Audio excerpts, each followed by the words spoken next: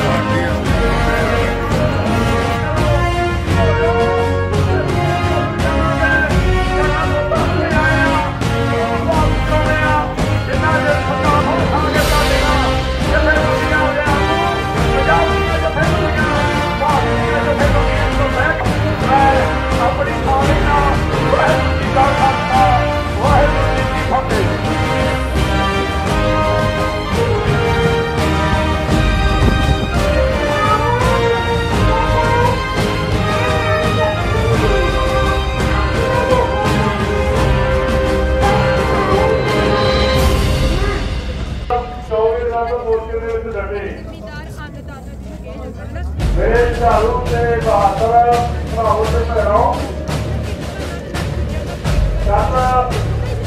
जो किसान उनसे भी मिलेंगी जारी अगुआ ने जिन्हों ने पहला नेशनल कंपनी ने जो सारा जागत है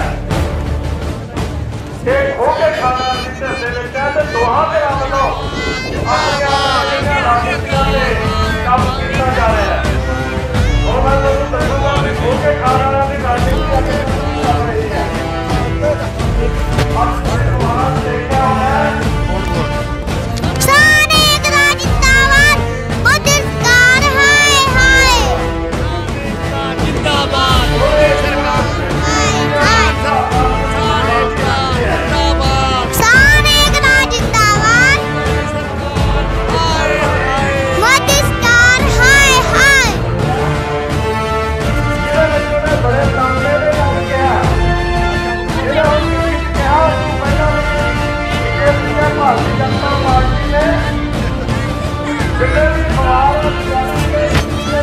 दोस्तों તમે જોઈ રહ્યા છો કે નાના નાના બાળકો પણ કિસાન એકતાની વાત કરી રહ્યા છે।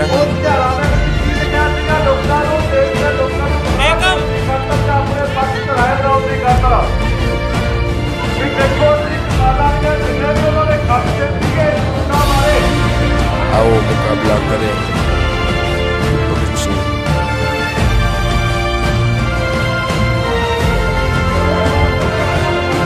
तुम जिंदा हो हम सबके अरमानों में, आर्थिक संकट,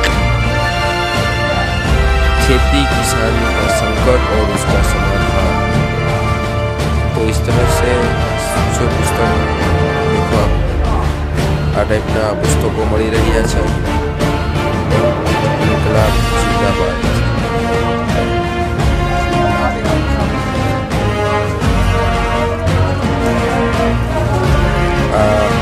સરદારજી કંઈક લખી રહ્યા છે, આપણે એમની સાથે વાત કરવાનો પ્રયાસ કરીશું જે કરી રહ્યા છે।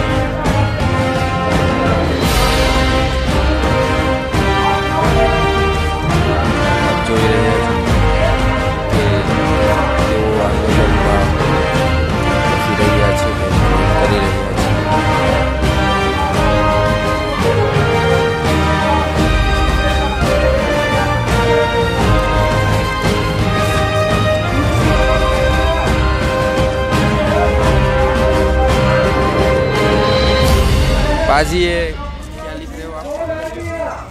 किसान जिंदाबाद, किसान जिंदाबाद और किसानी जिंदाबाद। ये एक लिख के मतलब यहाँ रखते हो कि क्या करते हो? हम हमारे पास चार्ट होते हैं, ब्लैंक चार्ट होते हैं हमारे पास। जो भी आता है, जो भी लिखवाना चाहता है वो हम लिख के उसको दे देते हैं। आप सबको सेवा करते हो? हाँ, जो भी लिखवाना, जैसे किसी के मन की बात है, वो सोच रहा है कि हाँ मैंने ये लिखना है, उसके पास फैसिलिटी नहीं है लिखने को, पेपर नहीं है, चार्ट नहीं है, स्केच नहीं है, तो हम यहाँ अरेंजमेंट करके रखा है हमने कि जो लिखवाना चाहता है कोई भी, वो जो उसका स्लोगन है वो हम उसको लिख के देते हैं। हाँ जी। मतलब बाजी हम लोग गुजरात से आए हैं। ओके। गुजरात में जो ये मीडिया जो गलत गलत बातें बोल रहा है कि यहाँ पे देश विरोधी नारे लग रहे हैं, ये है वो है, तो हम यहाँ की सच्चाई गुजरात में पहुँचाते हैं कि भाई ऐसा कुछ नहीं, यहाँ पे देशभक्ति की बातें हो रही है, यहाँ भगत सिंह की पुस्तक लोग फ्री ऑफ में दे रहे हैं, यहाँ पे ऐसा ऐसा काम हो रहा है। तो आप उनके बारे में क्या कहना चाहोगे? देखो, ये तो लोगों का जो बीच में होते हैं ना, जो लोगों का माहौल ख़राब करना चाहते हैं, वो उन लोगों की बातें हैं। लेकिन मैं भी देखो, मुझे भी 3 दिन हो गए, 4 दिन यहाँ से लिख रहा हूँ मैं, तो मेरे पास से तो किसी ने कोई ऐसा नारा लिखवाया नहीं है, क्योंकि मैं प्रॉपर ये नीचे साइन लगा के देता हूँ अपने, जो मैं पोस्टर लिख के देता हूँ। तो आप चेक कर लेना कि मेरे किसी पोस्टर में किसी ने लिखवाया है। ये लोगों की बातें हैं, लोगों का काम है ये। सही, जो नेगेटिवेशन फैलाते हैं। तो મિત્રો, તમે જોયું કે તેઓ દેશભક્તિની વાત અહીં લખી રહ્યા છે, તેઓ દેશભક્તિની ચર્ચા અહીં કરી રહ્યા છે। જે પણ લોકોને જે લખવું હોય તેઓ પોતે સેવા આપી રહ્યા છે, ફ્રી ઓફમાં સેવા આપી રહ્યા છે। તો જે પણ મીડિયા, જે સરકારનું મીડિયા ખોટી વાતો જે ચલાવી રહ્યું છે અત્યારે ગુજરાતમાં, એ ટોટલી ખોટી સાબિત કરવા માટે હું સતત પ્રયાસ કરી રહ્યો છું। અને પાજીના મોઢેથી એક વખત સાંભળશું, ઇન્કલાબ जिंदाबाद, जिंदाबाद, इंकलाब जिंदाबाद। भगत सिंह की सोच पे पहरा देना हमारा फर्ज है। भगत सिंह जिंदाबाद, भगत सिंह अमर है। आभार।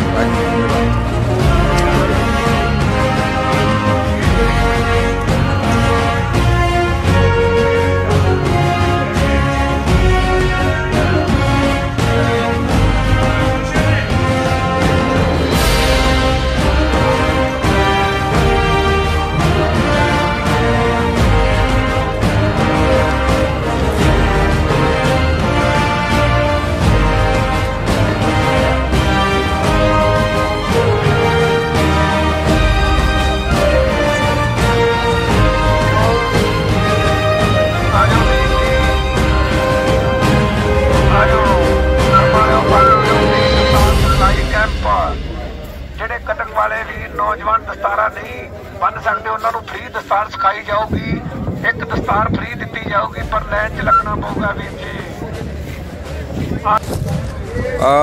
आप જોઈ રહ્યા છો કે અહીં સેવામાં જે પાઘડી છે, જે એમની સંસ્કૃતિ છે, જેનો ધર્મ છે, એ અત્યારે ફ્રી ઓફમાં જેટલા પણ લોકોને અહીંયા સરદારજીની પાઘડી પહેરવાની હોય, અમુક એવી સંસ્થાઓ છે કે જેઓ ફ્રી ઓફમાં પાઘડી પર બાંધી રહી છે, પોતાની સંસ્કૃતિનું જતન થાય, યુવાનો એના પ્રત્યે જાગૃત થાય, એના માટે પણ આ આંદોલનની અંદર કોશિશ થઈ રહી છે। तकड़े रहना, ये लिखा हुआ है, तकड़े रहना, दिल्ली तो झांझर डाल के नाचेगी। और ये लिखा है, शरीर का मरना असल मौत नहीं है, जमीर का मर जाना असल मौत है। अगर हम अपने हितों के लिए, अपने हाँ, के लिए अगर नहीं आज नहीं खड़ेंगे तो हाँ हाँ बिल्कुल, तो हमारा जमीर मर गया सर। हाँ, मर गया सर। हमें पता है कि हमारा पर जुल्म हो रहा है, हाँ, हमें पता है कि हमें गुलामी की ओर, तो जो जागती जमीर वाला है वो अभी यहाँ पे खड़ा है साथ में। ये अभी हमारी कौम की जब बात हो रही है, जब किसान की बात हो रही है, तो सभी जागती जमीर वाले हमारे साथ में खड़े हुए हैं। मतलब हमें ऐसी सरकार बनी है। हाँ, अभी ये खड़े होने का टाइम है, एक साथ होने का टाइम है। एक सरकार ऐसी बनी है कि जो हमें गुलामी की ओर धीरे धीरे स्टेप बाय स्टेप ऐसे एक बिल लाके ले जाने के लिए तैयार हो गई है, तो उनके लिए हमें लड़ना पड़ेगा। हाँ, कभी धर्म के नाम पे किसी को लड़ाया है, कभी किसी को जात के नाम पे लड़ाया है। अभी ये किसानी एक ऐसा काम है जो सभी धर्म वाले सभी जात वाले करते हैं। उसके लिए हमें साथ में सबको एक साथ होना पड़ेगा। उसके लिए हमारे पास ज़मीर का होना ज़्यादा ज़रूरी है। अभी 1 घंटे पहले गुजरात में एक प्रेस कॉन्फ्रेंस की है, ठीक है, बीजेपी वालों ने, ठीक है, और यहाँ का जो आंदोलन है जी, वो अलग प्रकार से उसने वहाँ पे बोला है जी। तो उनके लिए भी हम यहाँ से लड़ाई कर रहे हैं कि भाई जो वहाँ पे बीजेपी बोल रही है ऐसा कुछ है ही नहीं जी। यहाँ पे भगत सिंह की बात हो रही है, यहाँ पे देश के आंदोलनों की बात हो रही है, यहाँ पे सिर्फ किसान की बात हो रही है, किसान की बात। हाँ, जो 3 नए कानून बनाए हैं उनकी बात हो रही है, और हमें जो गुलामी की ओर ले जा रहे हैं उनके सामने की लड़ाई की बात। बिल्कुल, उनसे लड़ाई की बात। हमारा धन्यवाद। जय हिंद। जय हिंद। किसान मजदूर एकता जिंदाबाद।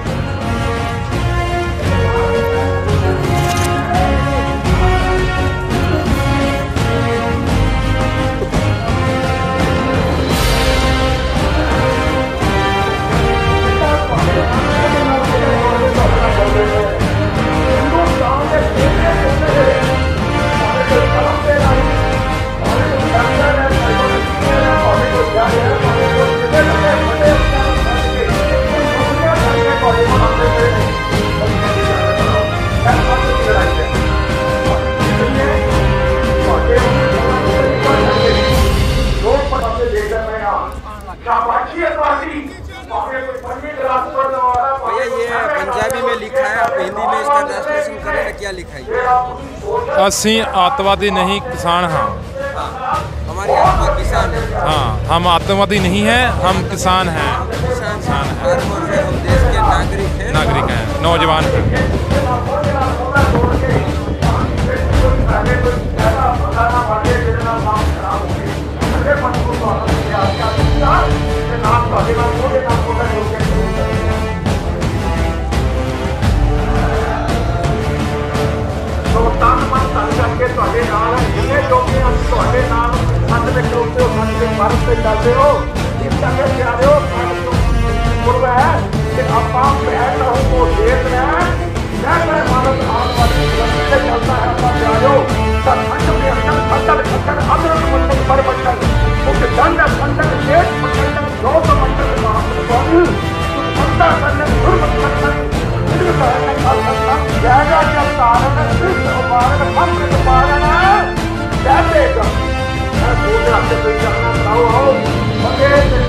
इसमें लिखा है कि सड़कों पे बेचना शौक नहीं, हमारी मजबूरी है।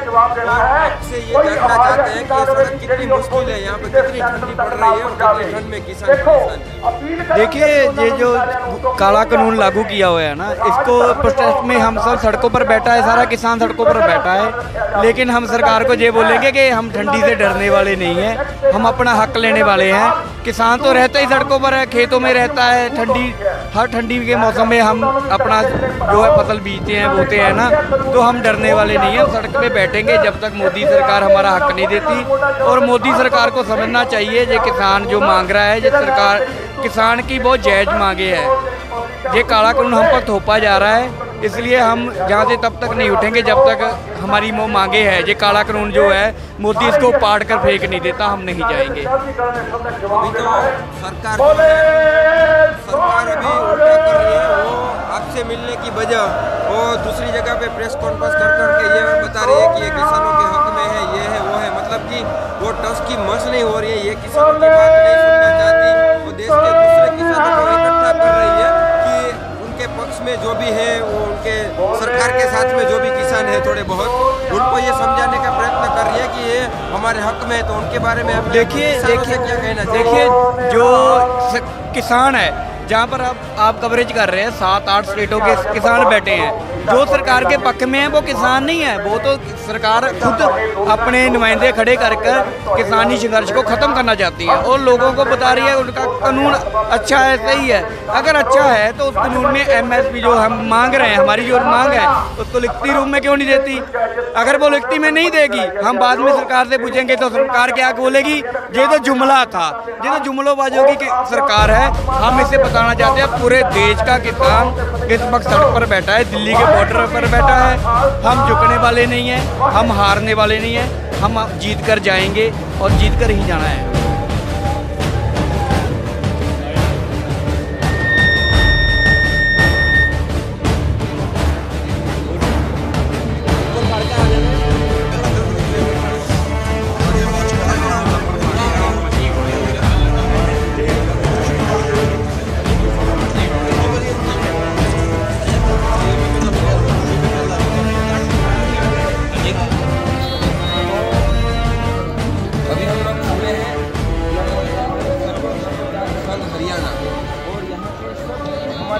भारत के किसान यहाँ पे बैठे हुए हैं।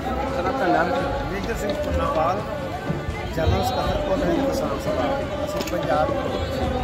सर अभी हम लोग आपसे ये बात करना चाहते हैं, हम तो यहाँ पे जब से ये आंदोलन चालू है तब से जुड़े हुए हैं, हमारा दोस्त भी सब सारे यहाँ पे जुड़े हुए हैं। हमने राष्ट्र विरोधी कोई भी गतिविधि यहाँ नहीं देखी है, वो हम चीख चीख के गुजरात के किसानों को ये बात बता रहे हैं। आज सुबह वहाँ पे बीजेपी संगठन ने एक प्रेस कॉन्फ्रेंस की थी राजकोट में। उसने ये बताया है कि वहाँ पे देश विरोधी बातें हो रही हैं, वहाँ पे किसानों की बातें नहीं हो रही है, और उसने ये तीनों जो बिल हैं उनके बारे में समझाया कि ये तो किसानों के हित में है। तो हम आपके मुंह से ये सुनना चाहते हैं, आपकी जुबानी ये बात जानना चाहते हैं कि किसानों को, गुजरात के किसानों को आप क्या संदेशा देना चाहते हैं? हमें सरकार को कोई जवाब नहीं देना है, हमें गुजरात के किसानों को आपको बात करनी है कि नहीं भाई ऐसा कुछ नहीं है, यहाँ पे क्या है आप खुद आगे दें। चाहते हैं कि जब से बिल बने हैं, ऑर्डिनेंस जब से बना है, तो केंद्र की सरकार बताती है ये किसानों के हित में है, ये किसानों को फायदा होएगा, उनकी आमदन में वाधा होएगा। खेती बाड़ी मंत्री ने जहाँ पर बोला कि देश 1947 में आज़ाद हुआ और पंजाब देश का किसान अब आज़ाद होगा इन कानूनों को लागू करने के बाद। हम समूचे किसान हैं जो देश के, जिन्होंने इस बिल की स्टडी की है, वो समझते हैं कि ये बिल किसान विरोधी है और देश के संघी ढांचा जो राज्यों के ਵੱਧ अधिकार ने उन्होंने सीमित लगाते हैं। ये संविधान के भी उल्टे हैं। जो संविधान में खेतीबाड़ी की सूची है वो राज्यों का विषय है कि राज्यों पर कानून बना सकते हैं, पर केंद्र ने सीधा दखल देकर इस पर अपना कानून बनाया है। हम समझते हैं देश की अन्न सुरक्षा ਲਈ खतरा है। देश की सरकार ये तो MSP तो भजना चाहती है जो सारे देश च नहीं, पंजाब और हरियाणा में है। उससे अलावा सरकारी खरीद से अपना हाथ पीछे हटाना चाहती है। ये बिल हैं जो किसान विरोधी हैं, सरकारी मंडी को खत्म करना चाहते हैं। छोटी सी उदाहरण है, ये ऐसी होएगा जैसे नासिक के व्यापारी से प्याज खरीदा जाता है, 2002 किसान से खरीदा जाता है व्यापारी से, वो जब खपतकार को मिलता है 70 रुपये 80 रुपये मिलता है। ऐसे ही आलू में खरीदा जाता है किसान से 2 या 3 रुपये किलो में, बाद में वही आलू व्यापारी जो अदारे हैं खरीदते हैं कारपोरेट कराने, वो वहाँ महंगा बेचते हैं। आने वाले समय में किसान की जो फसल है वो सरकार जब नहीं खरीदेगी वो प्राइवेट व्यापारी खरीदेगा। वो फसल भी जो खाने वाला है खपतकार है उससे महंगी मिलेगी। इससे किसान को भी लूटा जाएगा और खपतकार को भी लूटा जाएगा। जैसे आज कनक है जो पंजाब और हरियाणा में 1800 से 75 रुपए में खरीदी जा रही है, आटा 25 रुपये 30 रुपये तक बिकता है। वो आने वाले बिल लागू होने के बाद किसान से कनक 1000 रुपये में खरीद कर खपतकार को आटा 100 रुपये किलो देना चाहते हैं, और वो खेती कराएंगे जिसमें उनको मुनाफा होएगा। वो ऐसी नहीं हुई जो जिस किसानों की लोड़ होएगी। इसलिए हम समझते हैं कि वो किसानों के विरोध में बिल है। दूसरा जो बोलते हैं ये वहाँ किसानों का कट नहीं, जहाँ वख लोगों की बात करते हैं, कभी बोलते हैं जहाँ खालिस्तान के लोग बैठे हैं, जहाँ खालिस्तान की बातें होती है, कभी बोलते हैं जहाँ अरबन नक्सली हैं, कभी बोलते हैं ये मूवमेंट कम्युनिस्टों के हाथ में चली गई। जिस सरकार का इल्जाम लगाने का मूड से है, प्रधान मिनिस्टर हमारे हमेशा झूठ बोलते हैं। उसने चुनाव दौरान हमारे पंजाब में जाकर कहा और दूसरी स्टेटों में भी बोला, जब हम प्राइम मिनिस्टर बनेंगे हम किसानों का कर्ज माफ करेंगे और सारे देश के किसानों को डॉक्टर स्वामीनाथन ने जो सिफारिश की है उसके आधार पर MSP ऐलान करेंगे। किसानों को भाव उनके कहने का था कि हम किसानों के फसल का सही रेट देंगे। प्राइम मिनिस्टर को आज 7 साल हुए, वो उन्होंने किसानों को ना फसलों का भाव मिला दिया और ना ही किसानों को ही कर्ज माफ किया। ये बोलते थे हम 2 करोड़ नौजवानों को नौकरी देंगे, हर के खाते में 15 लाख रुपया देंगे, पर कुछ भी नहीं हुआ। इसलिए आज सरकार बुखलाहट में आकर जब से किसान लड़ रहे हैं, देश के वक्-वक् हिस्सों में बीजेपी के आगू जाकर प्रेस कॉन्फ्रेंस करते हैं कि कानून है जो किसानों के पक्ष में है, वैसा ही गुजरात के किसानों के साथ करते हैं। हम उनसे बोलते हैं कि उन लोगों के पास जब जाते हैं उसी इतना रुपया लगाकर, हम मीटिंग में बोला, हम उस मीटिंग में जाते थे जो सरकार के साथ हुई कि आप सरकारी पैसा खर्च कर और जाते हो वक्-वक् स्टेटों में, मंत्री वहाँ बोलते हो इनको किसानों के हक में है, वहाँ 5 लाख किसान बैठे हैं, जाओ हमारे साथ चलिए, उनको समझा लो आपका पैसा नहीं खर्च होएगा, आइए वहाँ बात करिए। वो वहाँ करने आने की हिम्मत नहीं। आप जहाँ बैठे हैं आप देखते हैं दिल्ली के 5 जो मुख्य मार्ग हैं किसानों ने बंद किए हैं, पुरअमन से किसान रहते हैं, खाना इकट्ठा खाते हैं। सभी लोग देश की आज़ादी के बाद ये पहला देखा है हमने, जैसे देश आज़ाद कराने वाले समय हिंदू सिख मुसलमान वक्-वक् स्टेटों के बोली बोलने वाले लोग सब इकट्ठे होकर उनका एक मकसद था, अंग्रेज को बचाना है और देश को आज़ाद कराना है। आज भी जहाँ जो किसान हैं, कल्ले पंजाब का नहीं, कल्ले हरियाणा का नहीं, सभी देश के किसान वहाँ पहुँच रहे हैं। वो एक ही बात सोचते हैं, हम किसी भी धर्म को मानते हैं, हमारी भाषा कोई है, हमारी स्टेट कोई है, हम सबका निशाना एक है, 3 कानूनों को खत्म कराना और किसानी के मसलों का हल निकालना। वो पहली बार है कि ये किसाना का नहीं, देश की एक लहर बढ़ चुकी है, दुनिया के सभी लोग इसकी सपोर्ट कर रहे हैं। उसका सबका बड़ा कारण ये पुरअमन है, पुरअमन रहकर करते हैं। सरकार तो झूठ बोलती है, कहीं खालिस्तान की बात करती है, वह खालिस्तान का कब है जो स्टेज पर बोलते हैं लोग, सभी एक बात करते हैं कि किसानों के मसले का हल होना चाहिए। और सैकुलरिज्म की उदाहरण जे देश के धर्म निरपक्षता की अज मिलती है कितों, सरकार हिंदुस्तान की धर्म के नाम पर, जात के नाम पर लोगों को बांट रही है।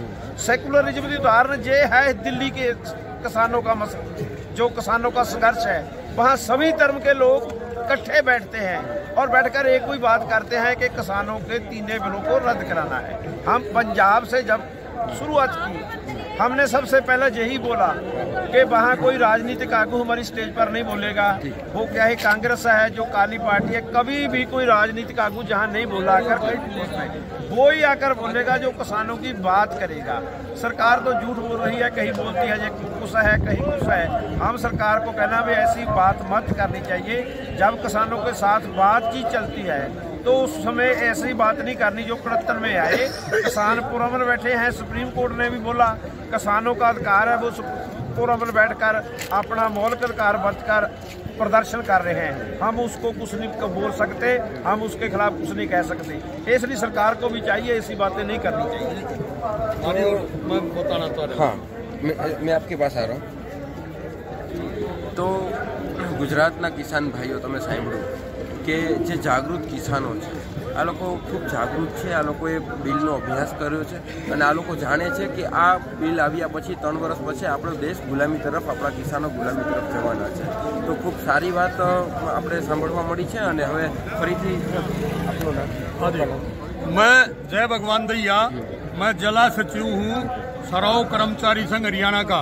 और जो ये सरकार भ्रांतियां फैला रही है और हमारे जो गुजरात के किसान भाई हैं, उनसे मैं हाथ जोड़कर विनती करना चाहता हूँ कि ये सरकार जो है हमारे अंदर फूट डालने की बात कर रहे हैं। जो हमारे बड़े भाई पंजाब वालों ने अभी आपके बीच में बताया है, यहाँ बिल्कुल हम सब अमन पसंद लोग हैं, संविधान में विश्वास है हमारा और देश की आज़ादी में भी हमारा महत्वपूर्ण योगदान रहा है। जब 542 रियासतों को तोड़ करके इस एक भारत का निर्माण किया, इन लोगों ने कुर्बानियां दी। भगत सिंह ने जब यहाँ पर आज़ादी के लिए अपनी कुर्बानी दी, शहादत दी, उस समय भी गद्दार टाइप के लोग इस देश में मौजूद थे। और ये हमारे को किसी प्रकार की कोई टेंशन नहीं है। जो सरकार के बहकावे में आकर के जो 12-14 पूंजीपति घराने हैं, जिनको पूरे देश की बागडोर, चाहे वो शिक्षा है, स्वास्थ्य है, परिवहन है, बिजली है, इन्होंने रेल बेच दी, डाक बेच दी, तार बेच दिया, जहाज बेच दिए, बंदरगाह बेच दी, और अब इस खेती किसानी को भी सरकार पूंजीपतियों के हवाले करना चाह रही है। गुजरात के भाइयों से ये जो कह रहे हैं, यहाँ आकर देख लो, मिनी भारत है यहाँ पर। कुंडली में कोई ये कहता है कि ये पंजाब का आंदोलन है, यहाँ पर पंजाब के, हरियाणा के, हिमाचल के, उत्तर प्रदेश के, राजस्थान के, मध्य प्रदेश के, उत्तराखंड के, यहाँ काफी किसान मौजूद हैं और किसानों की संख्या लगातार बढ़ रही है। और हम हरियाणा से बिलोंग करते हैं, सरकारी विभागों के अंदर हम कर्मचारी हैं सरकारी। हम 29 तारीख से लेकर के यहाँ लगातार ये आपके सामने स्वास्थ्य कैंप लगा रहे हैं और किसानों की सेवा कर रहे हैं। अपनी 70 पर दवाइयों का प्रबंध करके यहाँ हमारे MBBS डॉक्टर किसानों की देखभाल कर रहे हैं। हम मांग करते हैं सरकार से, अब सरकार हठधर्मिता को छोड़कर, तानाशाही को छोड़कर, ये राजपाट सदा नहीं रहने, राजा को कभी हट नहीं करनी चाहिए, राजा का फर्ज बनता है। और एक बात और कहता हूँ मैं किसानों की तरफ से, गरीब को मत सताओ, गरीब रो देगा, और गरीब रो देगा तो दीन दनी से खो देगा। जो सबका पेट पालता है, जो अन्नदाता है, उसके साथ इस तरह का व्यवहार सरकार ने नहीं करना चाहिए। ये 3 काले कृषि कानून रद्द करने चाहिए और किसानों को इस देश का नागरिक। सरकार का हट है कि सरकार का अहंकार लगता है आपको? हठ और अहंकार एक ही बात है, ये एक ही है इनका मकसद। ये राज के नशे में है, राज तो पता ना किस किस का हो गया। हिटलर जैसे तानाशाह भी इस दुनिया के अंदर आए।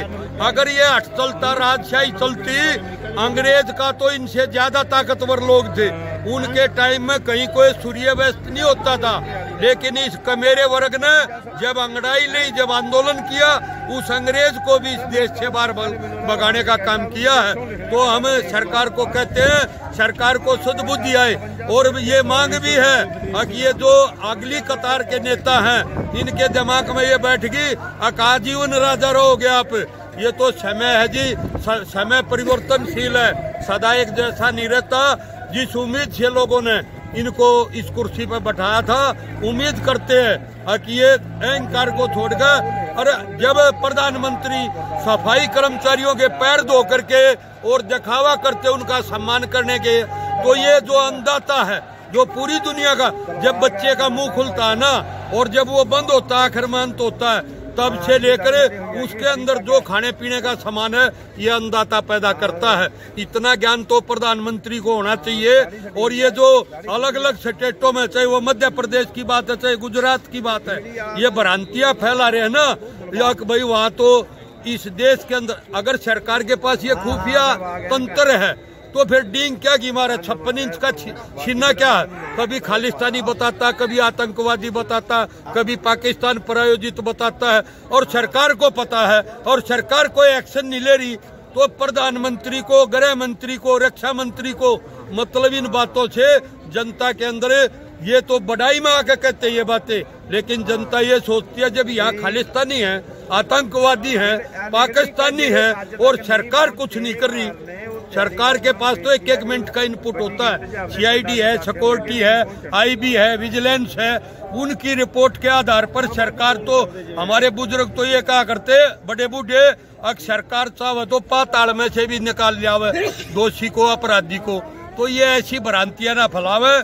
इस परिवार के, इस देश के किसान हैं, अन्नदाता, यहाँ कमेरा वर्ग है, और ये सादा एक जैसी बात नहीं रहनी। हमारी कोई ना सरकार बनाने का कोई मकसद है, ना किसी सरकार को गिराने का मकसद है। हम तो अपनी पीढ़ियों को सुरक्षित करने के लिए, खेती और किसानी को बचाने के लिए यहाँ पर आंदोलन कर रहे हैं। बात ये है कि जो सरकार है, आप यहाँ पे हैं, आपको पता नहीं है कि गुजरात में वो इतनी मजबूताई से लगी हुई है कि यहाँ का किसान खड़ा ना हो पाए, यहाँ से किसान आंदोलन में न जुड़े। इनके लिए यहाँ पे आप लोग हैं, लेकिन गुजरात में बहुत बड़ा प्रयास हो रहा है कि वहाँ का गुजरात गुजरात का किसान यहाँ तक न पहुँचे। एक बात कहना, इसमें मैं एक बात कहना चाहता हूँ, जो गुजरात के किसानों को दबाने की बात है ना, इतिहास गवाह है, इतिहास को कोई नहीं जुठला सकता, ना मोदी साहब जुठला सकते, ना या सरकार। अत्याचार, अन्याय, जुल्म और शोषण जब ज्यादा बढ़ता है उसका विरोध जब खड़ा हो जाता है उसका रिएक्शन भी आप बॉल को उठाइए और दीवार पर मारिए। आप जितने जोर से उस बॉल को मारोगे उसका रिएक्शन इतना होगा। जितना ये गुजरात के किसानों को गुमराह करने का प्रयास है, एक दिन गुजरात का किसान भी इनके खिलाफ काफी आक्रोश से हमारे साथ आएगा। ठीक है, मैं बात करना चाहूँगा आगे। मेरा मुख्य मुद्दा ये है कि प्रधान जी, जो गुजरात के किसान हैं उनको कहीं ना कहीं ये बात गले उतार दी गई है थोड़ी सी कि इतना प्रयास कर रही है सरकार वहाँ पे कि यहाँ तक वो न आए और उनको ये बिल सही लगे। तो इनके लिए यहाँ की जो कमेटी है, यहाँ का अपना जो संगठन है, उनको थोड़ा ज्यादा प्रयास करना चाहिए कि नहीं करना चाहिए कि गुजरात के किसानों तक ये बात सच्ची पहुँचे कि भाई आप लोग उठो, ये बिल हमारे लिए नुकसानकारक है। तो वहाँ तक ये प्रॉपर आपकी बात नहीं पहुँच रही है। सरकार अपनी बात मजबूताई से पहुँच गई है सरकार की बात। देखो, इसका जवाब पहले तो ये है जो आप ये बोल रहे हैं कि यहाँ की आवाज़ गुजरात के किसान के पास पहुँच नहीं रही अच्छी तरह से पूरी जानकारी। ये सरकार के पास पूरा सिस्टम है और जो नेशनल मीडिया है जिसको सभी लोग गोदी मीडिया मां बोलते हैं, वो मीडिया आज तक भी सरकार की बोली बोल रहा है, जो सरकार बिल्कुल गुमराह कर रही है। आपने देख ही लिया होगा यहाँ पे कि ये किसान है या कोई दूसरे लोग हैं, ये पूरे देश का किसान है। इसमें गुजरात का किसान भी कुछ समथिंग है, ऐसी कोई बात नहीं। और जो इन कानूनों की बात है, ये कानून जो 3 कानून बीजेपी की सरकार ने बनाए हैं जिनको सितंबर में एक्ट का रूप दिया है, पहले तो हमारा ये मानना है कि कोई भी जो ऑर्डिनेंस है वो एमरजेंसी ऐसे हालात हों कि एमरजेंसी या तत्कालीन हालात बन गए, उनमें ऐसा पेश किया जाता है। पर हमारे देश में ऐसे हालात कोई नहीं थे। ये तो बीजेपी सरकार ने इसका कोरोना महामारी की आड़ के अंदर ऐसे कानून पारित किए हैं और जब इसको पार्लियामेंट में पेश किया गया है, उसके बाद राज्यसभा के अंदर जाना था। राज्यसभा के बीच इसके ऊपर कोई डिबेट नहीं हो, कोई वोटिंग नहीं हुआ। ये सिर्फ वॉइस वोट के कारण पास कर लिया गया, जो कि बिल्कुल अनडेमोक्रेटिक है। हम इसको संविधान के नहीं मानते, गैर संवैधानिक है। दूसरा हमारे संविधान की 3 सूची है। एक स्टेट सूची है, एक सेंटर सूची है, एक कंकरेंट सूची है जिसको सांझी सूची बोलते हैं। जो खेती का विषय है, ये संविधान की सूची के मुताबिक एक प्रांत का विषय है। प्रांत के विषय पे केंद्र की सरकार कानून नहीं बना सकती। फिर ये इसको बोलते हैं, हम तो ट्रेड और कॉमर्स के आधार पे बनाया है। किसान ट्रेड नहीं करता, ना किसान कॉमर्स करता है, किसान तो मार्केटिंग करता है। वो तो अपनी फसल बेचने के लिए मंडी में जाएगा, वह अपनी फसल बेच लेगा, जिसको ट्रेड नहीं बोला जा सकता। इसलिए उसको ये कोई ऐसा अधिकार नहीं था।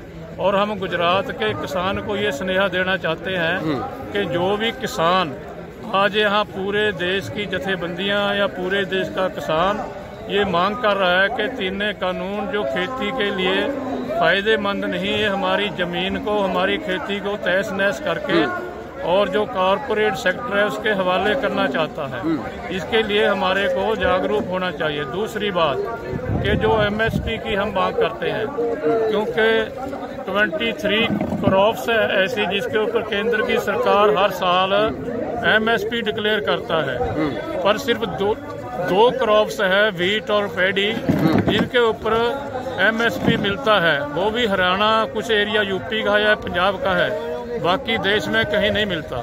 मैं एक उदाहरण आपको बोलने जा रहा हूँ, क्योंकि मैं 4-5 साल लगातार गुजरात में हार्वेस्टिंग कंबाइन लेके जाता रहा हूँ। मैं खुद जाता था राजकोट के एरिए में। एक बार की मेरे को उदाहरण याद है, वहाँ जब गेहूं का सीजन चल रहा था, हम गेहूं को काटते थे अपनी हार्वेस्ट मशीन के राही, तो वहाँ थोड़ा बारिश पड़ गया। बारिश पड़ने के बाद जब 3-4 दिन के बाद कणक की कटाई शुरू हुई ना, तो उसका जो कलर था वो रेड नहीं, वो वाइट हो गया। वो कणक जो गेहूं उस समय खेत में से प्राइवेट व्यापारी आके 1200-1300 को खरीदता था किसान के साथ अपना सौदा तय करके, उसके बाद वो 800-700 रुपये में खरीदा गया। उस वक्त गुजरात का किसान बहुत मायूसी के उसमें गुजर रहा था कि आज हमारी कणक इस बार क्यों बिक रही है। तो मैंने जब भी उनको बोला था कि भाई साहब आपके यहाँ MSP नहीं, पंजाब में ऐसा नहीं होता, अगर पंजाब में ऐसा हो गया तो MSP के कम गेहूं नहीं खरीदा जा सकता। और आज हमारी जथेबंदियां यही मांग करती हैं कि जहां स्वामीनाथन कमीशन की सिफारिश मुकम्मल तौर पे लागू की जाए और जो MSP है पूरे देश में पूरी फसल जो है जो 23 की 23 है उनके ऊपर उसकी खरीद की गारंटी की जाए। अगर कोई एजेंसी या कोई प्राइवेट व्यापारी या सरकारी एजेंसी MSP से कम खरीदता है तो उसके ऊपर फौजदारी कानून बनना चाहिए। ठीक है, हमारी आपने अपनी बात रखी, लेकिन हमारा मुख्य धारा का प्रश्न यही रहेगा। अभी हम लोग आगे जाके प्रश्न करेंगे कि गुजरात का किसान और आपका जो कनेक्टिविटी है वो बहुत कम है, ये वास्तविकता है। सरकार वहाँ मजबूती से पहुँच गई है, आप लोग वहाँ पे गुजरात तक अच्छी तरह से पहुँच नहीं पाए।